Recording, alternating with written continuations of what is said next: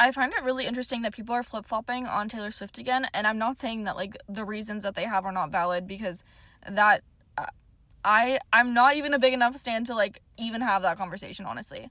But I will say that it's not surprising, because every time I feel like I have to, like, try to make sense of her or, like, nail her down, I literally can't. It feels like she is an energetic chameleon. In a similar way, I think Ariana Grande is very similar.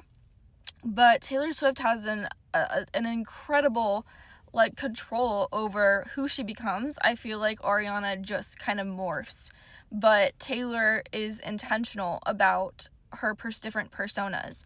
I've seen a couple people have theories that she is working with different characters, and, like, that's how she, like, uses stuff in her art, and that makes perfect sense to me. And then I also think about her Mirror Ball song. That was real. If you have the ability to energetically shift around certain people, if you have that kind of, like, Gemini energy, if you have that kind of Mercurial energy, if you just have it naturally, if you are naturally a mirror ball, that is something that you can harness. That is something that you can create to your advantage, and allow people to see you exactly how they want to. And it's a really cool, because I kind of think that she is doing that. I personally have feelings about her that make me question who she is as a person, and her morality and her ethics. And I also am always going to hold a grudge about what she did to Olivia Rodrigo, always. But I also just want to put this out there, because people are talking about this. I have a hard time pinning her down, because every time I try to, it switches. And I wonder if it's intentional. And I also feel like with her music, I felt like, especially with the Eras Tour, there was a special kind of magic with the Eras Tour.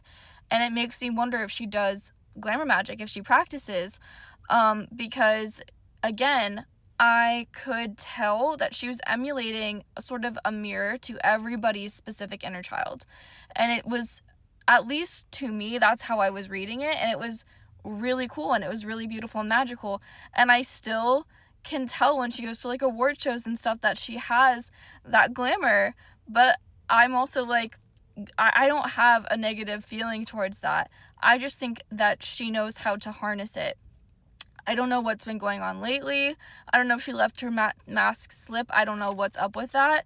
But I will say that it's very hard to pin this person down, at least for me, because I don't think she's one thing. I think that she's a lot of things, and sometimes she doesn't even know which one she is, but she knows who she, like, what kind of character, what kind of persona she's showing up in that day.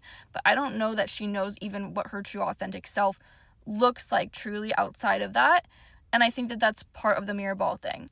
But that's just my take. I'm not, I do psychic stuff a little bit, and I, like, know how to read energy a little bit, but I'm not going to claim that that's, like, the one and only universal truth, right? We always see things differently, and that's okay. But I just wanted to throw that out there, because she's polarizing for a reason. She, like, does, like, I don't know if it's intentional even, but, like, she knows how to show up as both the villain and a hero. Like, it's crazy.